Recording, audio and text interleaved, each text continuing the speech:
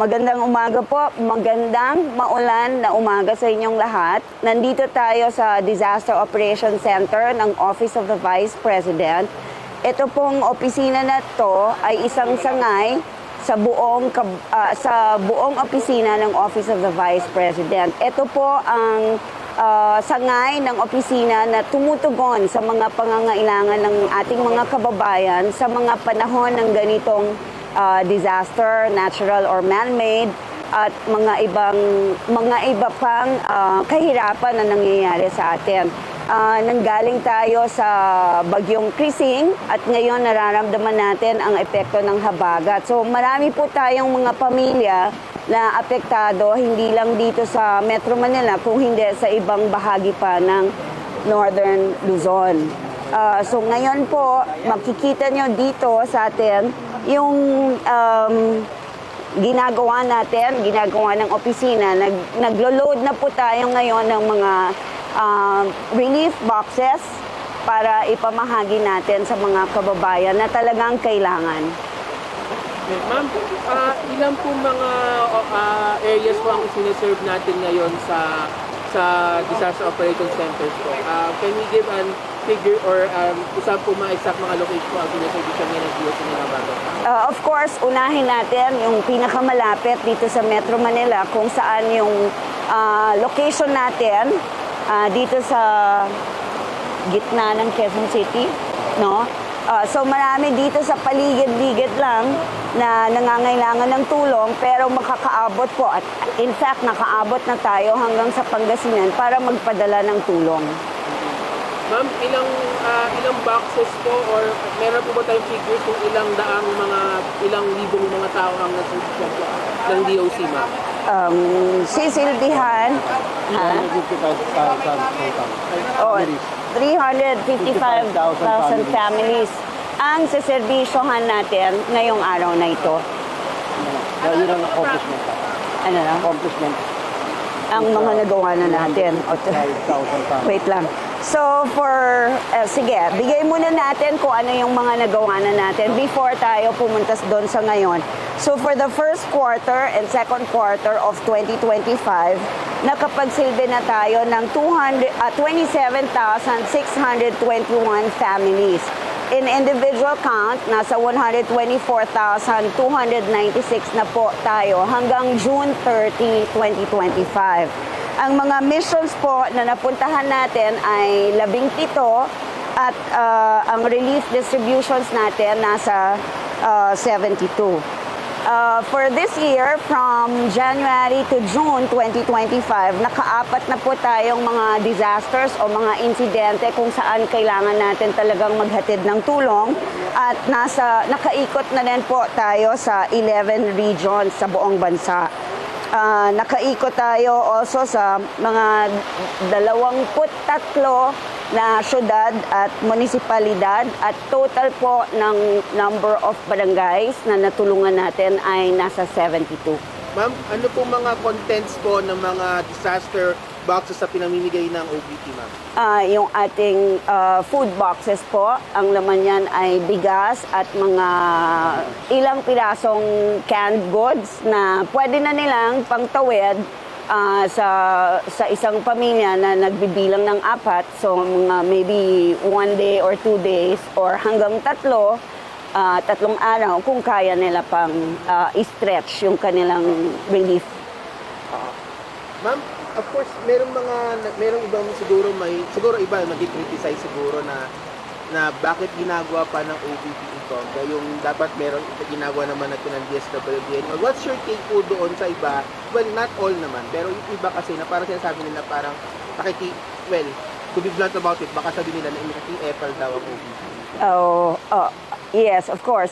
Naiintindihan natin yung sinasabi nila. Kaya lang, syempre, itong ginagawa ngayon ng Office of the Vice President is only for augmentation. Kumbaga, dinadagdagan lang natin yung ginagawa ng iba't ibang ahensya dahil hindi naman po natin masabi na lahat ng kanilang tulong ay nakakapagbigay sa lahat. So dito lang po tayo, dun sa mga hindi na nila nasisilbihan or hindi na nila natutulungan, at mahalaga din po sa atin na maka-address ng pangangailangan ng mga first responders. Ito yung mga tumutulong talaga immediate na sila yung nandyan, whether police, barangay auxiliary, mga bumbero or mga iba pang frontliners doon sa lugar. So ito po ang pinupuntahan naman ng ating kalusugan food trucks. At least makabigay tayo ng relief sa kanila sa pamamagitan ng mga hot meals na naibibigay ng Office of the Vice President. Ma'am, may you share if the OVP has encountered difficulties or challenges in the delivery of relief aid in far-flung areas or in the provinces? Siyempre, opo, lahat rin ng klaseng challenges na nararamdaman ng mga ibang relief operations, meron din po ang Office of the Vice President. Kagaya ng mga sasakyan natin na kailangan ng huminto dahil hindi na kayang tumawid sa tubig. So, yung mga baha po, hihintuan na ng ating mga trucks kasi pagka nasira, mas lalo po silang hindi makakaandar. So, kung ano po yung datnan sa lugar na yon at kailangan na maglabas din tayo ng relief goods or ng mga pagkain galing sa kalusugan food truck, hihinto ba na tayo doon. So these are some of the challenges, medyo physical. Tsaka syempre, kung ano lang po ang kaya natin na maibigay sa isang oras, sa isang panahon, yun lang po kung ano lang rin yung nakasakay doon sa mga sasakyan natin. Ma'am, ito pong relief goods dito sa likod, sa truck na to. Saan po ito papunta ngayon, ma'am? Sa Pangasinan. Opo, papunta siyang Pangasinan. Dahil Ask ko lang po kasi ganyan po medyo I think dalawa po yung sasakyan po natin, including the wing truck and then the kalusugan food truck po. Do you feel po ba kailangan po ba ng additional augmentation trucks para po mas marami pong maihatid na mga relief goods sa mga naapektuhan po natin mga kababayan po? Yes po. Actually, yun ang binanggit sa atin ng ating spokesperson na kailangan ng mga sasakyan. Totoo yan, kagaya nitong ating nakikitang food wing van sa likod, kaya lang yan maglaman ng almost 2,000 food boxes.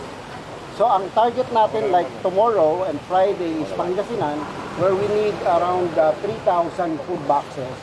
Kaya kailangan namin ng augmentation ng mga other wing vans or 10-wheeler truck. In fact, meron na rin kaming partner na kausap, darating yan tonight, para tumulong sa amin, para makapagdala tayo ng mas maraming food boxes and other relief items sa mga probinsyang nangangailangan ng tulong.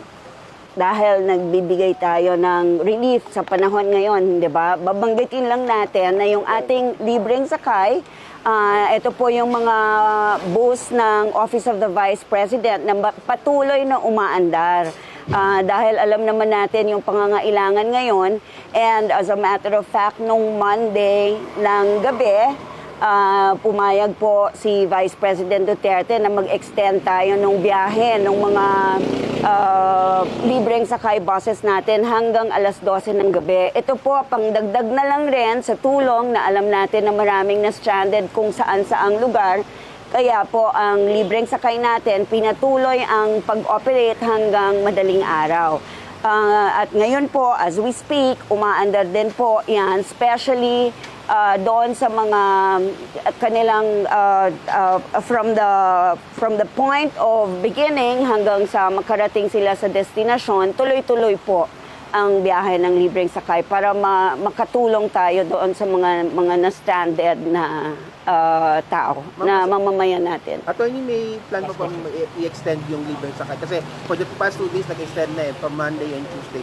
Ngayon po ba, or until the range of sight po ba, are we expecting po ba na i-extend yung libreng sakay pa po? Ipapa-extend po yan ni Vice President Duterte kung makikita natin ang pangangailangan. Sa ngayon po, kung talagang kailangan siya, itutuloy po ang ating biyahe. Okay. Thank you po. Thank you.